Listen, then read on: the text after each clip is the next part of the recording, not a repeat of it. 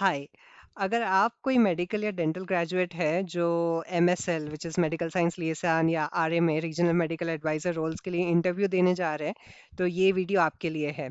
तो I know medical field में हमें ज़्यादा ये इंटरव्यू रिलेटेड एक्सपीरियंस नहीं होता है, इसलिए I wanted to compile based on my experience कि इंटरव्यू प्रोसेस कैसा होता है and how can you prepare for it.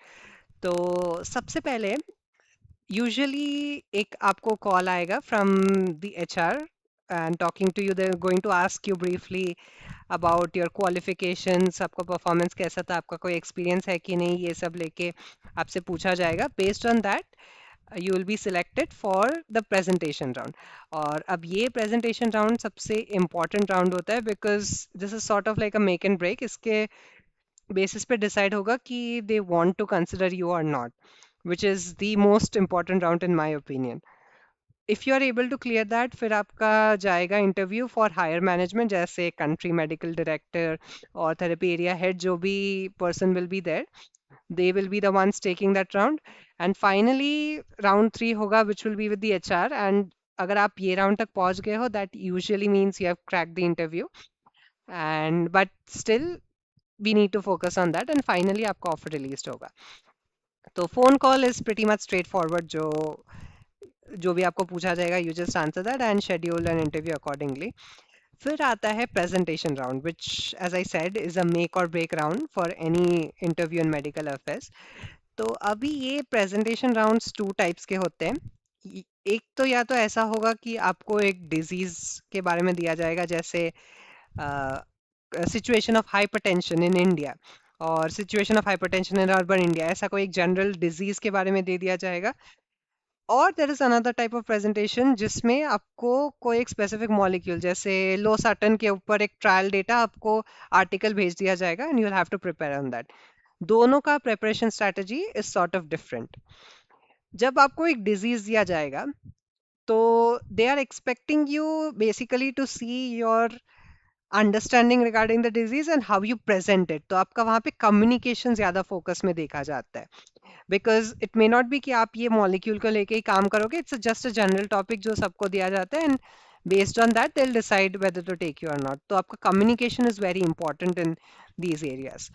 तो क्या क्या फोकस करना चाहिए when you get this topic? This is essentially आपका जो अब जब when you used to study general medicine, तब जब जैसे हम कोई भी डिजीज के बारे में पढ़ते थे, पहले व्हाट इज दैट डिजीज, फिर उसका इथियोपैथोजेनेसिस, उसका एपिडेमियोलॉजी, उसका प्रेवलेंस, फिर डायग्नोसिस, ट्रीटमेंट एंड लिमिटेशंस, ये सब हम पढ़ते थे। तो in a similar manner we try to bring all this data into one presentation. तो इनिशियली आप अपने स्लाइड्स में आप ये रखना कि वो डिजीज से हाइपरटेंशन है, तो what is hypertension, what qualifies as hypertension, क्या क्या स्टेजिंग होता है वो आप रखो। फिर एपिडेमियोलॉजी एंड प्रेवलेंस, अब ये मेडिकल अफेयर्स में बहुत इंपॉर्टेंट है because you are going to be discussing regarding the patient profile with the doctors. जब आप रोल में जाओगे तो दे वांट टू असेस कि आप वो डिजीज का प्रेवलेंस कितना समझते हो, आपको कितना अंडरस्टैंडिंग है उसका। So you will often like have to present in, जैसे हाइपरटेंशन दुनिया में क्या हालत है, इंडिया में क्या हालत है, क्या डिफरेंस है, what could be the cause of this difference. So अगर आप वो हाईलाइट कर सकते हो then it helps. Then obviously pathophysiology तो आपको जानना ही पड़ेगा बिकॉज डॉक्टर्स के साथ जब आप डिस्कस करोगे you will be talking about both the disease as well as the molecule. तो दे एक्सपेक्ट कि आप इंटरव्यू में भी आपको डिजीज का, हाउ द डिजीज ओरिजिनेट्स, आपको उसका अंडरस्टैंडिंग होना चाहिए। फिर ट्रीटमेंट ऑप्शंस अवेलेबल, ये it's a very crucial point because आप जो भी डिस्कशन करोगे उसमें बाकी मॉलिक्यूल्स आएंगे। अभी के ज़माने में लाइक इट्स वेरी रेयर कि आपको मिल रहा है एक disease is just being managed by one drug, नहीं ऐसा नहीं होता है, बहुत सारे ड्रग्स होते हैं।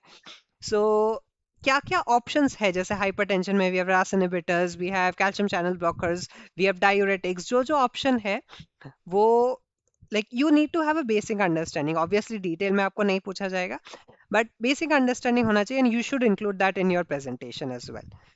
Diagnosis is again a parameter, it's not important, मैंने यहाँ पे मेंशन नहीं किया है। बट से आपको बोला जाए कि 12 से 15 स्लाइड करने हैं and you don't have enough content, तो diagnosis is a very good choice to add in your presentation. And finally आपका आता है लिमिटेशंस। तो दिस अब ये जैसे हाइपरटेंशन के ट्रीटमेंट में इतने सारे ऑप्शंस है, तो why would you need anything more?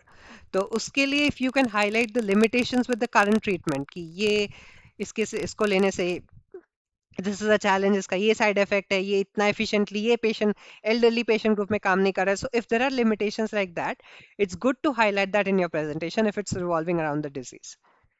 If you get a molecule, तो इसमें the HR will usually be sharing an article with you or at least some data regarding the molecule, and they'll tell you कि आप यहाँ जाके you can search the article. तो here what they want to assess is आपका molecule का understanding कितना अच्छा है, not just the disease. आप जो molecule पे most likely काम करने वाले हो उसका data आप कैसे interpret कर रहे हो और how are you presenting that. तो इसमें your understanding is very crucial. तो इसमें मोर देन अ जनरलाइज अंडरस्टैंडिंग आपको स्पेसिफिक इंफॉर्मेशन ज्यादा पता होना चाहिए. तो क्या क्या ऐड कर सकते हैं? अगेन प्रेवलेंस, ये मेडिकल अफेयर्स में आप सब जगह देखोगे. प्रेवलेंस प्रेवलेंस प्रेवलेंस, ये बात हो गई. And the more prevalent the disease is the more likely it is कि मेडिकल इंटरवेंशन लगेगा उसमें. तो again it's very important to discuss unmet need. ये इतना क्रूशियल चीज है मेडिकल अफेयर्स में, because this is essentially what is going to make or break your discussion regarding the molecule with your doctors also.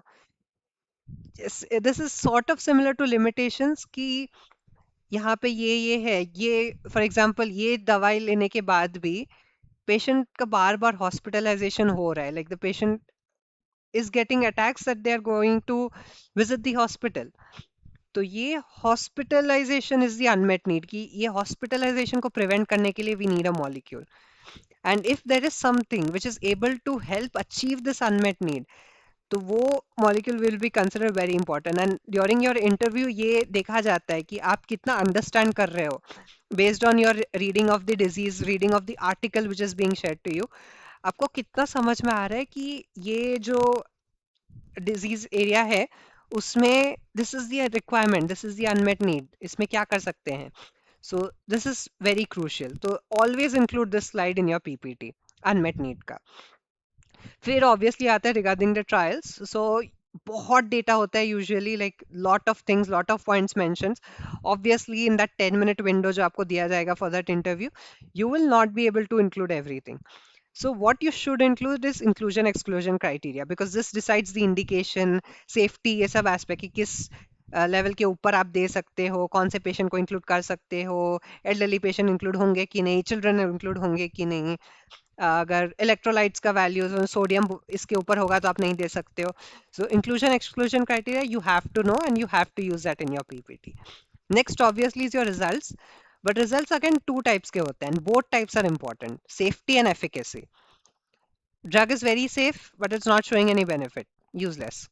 Drug is efficient, but has a lot of side effects. Again, useless. So both parameters are something that need to be discussed. So you in the articles you will find points regarding the endpoints, जिसको inclusion exclusion criteria के साथ endpoints भी आते हैं. So those endpoints you can discuss with the results. Efficacy endpoints होते हैं कि ये जो टारगेट कर रहा था, जैसे reduction of blood pressure by 10 millimetre mercury, ये कितने पेशेंट्स में हो पाया है. These sort of things, that is what the efficacy will show. So you have to include that in one slide. In one slide include safety. जैसे हम hypertension का ही बात करें तो RAS inhibitors, they cause hyperkalemia, तो they cause cough, ये सब होता है. तो कितने पेशेंट्स में हो रहा है, कितने पेशेंट्स में नहीं हो रहा है, which ones of them are serious, कितने में हॉस्पिटलाइजेशन हो रहा है. These are the crucial points that you need to highlight. Obviously बहुत सारा data होगा, you can't, like there will be a lot of minor side effects, you can't include those. But जो important वाले हैं, जो like we know are associated with this molecule, यहाँ पे हमारा medical knowledge काम आएगा. We know those ones are the ones that need to be included. And last आता है any guideline recommendations. So जैसे बहुत सारी guidelines होते हैं, for diabetes we have ADA, for आपका किडनी वी हैव केडिगो गाइडलाइंस, ये सब है अलग अलग चीजें. तो इस मॉलिक्यूल को लेके वो these health authorities have they given any guideline recommendations for these molecules? And this is sort of like a star topic, because this is a tip from my end that the discussion revolving around guidelines will show you कि no, this person is aware about what is required in this medical affairs role. तो I think it's good to include not a lot but एक दो point just कि ये केडिगो ने ये recommendation दिया है for this molecule in this trial and I think that will sort of at a start to your presentation when you do that. अभी हाँ, the high yielding points which I think these are tips from my end कि आप ये सब include करोगे so this will make your presentation a lot more appealing to the interviewer. वो उन्हें समझ में आ जाएगा कि नहीं ये बंदे को पता है कि ये रोल में क्या रिक्वायरमेंट है क्या डिस्कस होना चाहिए. तो सबसे पहले आता है जैसे मैंने बोला अनमेट नीड बिकॉज इसी के आसपास you will have the discussions with your doctors also. So they will want to see कि आपको समझ में आ रहा है ये ड्रग ये डिजीज में ये रिक्वायरमेंट है, यहाँ पे पेशेंट्स आर सफरिंग, इसको कैसे हम प्रिवेंट कर सकते हैं which is the unmet need. Treatment limitations again वही सेम उसके अंडर में जाते हैं कि बाकी ड्रग्स तो ये कर रहे हैं बट ये कोई नहीं कर पा रहा है, हॉस्पिटलाइजेशन कम कोई नहीं कर पा रहा है. तो that is a limitation and that is something which we can target in the future.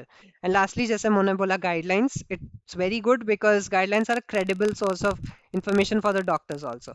तो अगर आपने वो पढ़ा होगा, अगर आपने वो highlight कर दिया अपने interview को, तो they'll be very impressed with that. अभी आपने this interview starts, you presented your slides. Usually ऐसे ही start होता है, they'll ask you one or two questions about you, tell me about yourself, and then you will move on to the PPT round. उसके बाद they will start asking you some questions.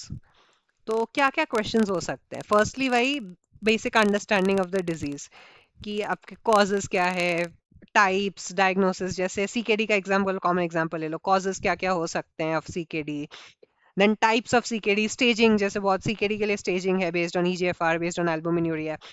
You can use वो diagnosis कैसे करते हैं, EGFR fall, proteinuria, these factors. तो obviously doctors के पास जब when you are expected to discuss these things you would be expected to have a basic understanding of these and the interviewer will also expect the same. तो आपको एक basic understanding of the disease होना ही चाहिए.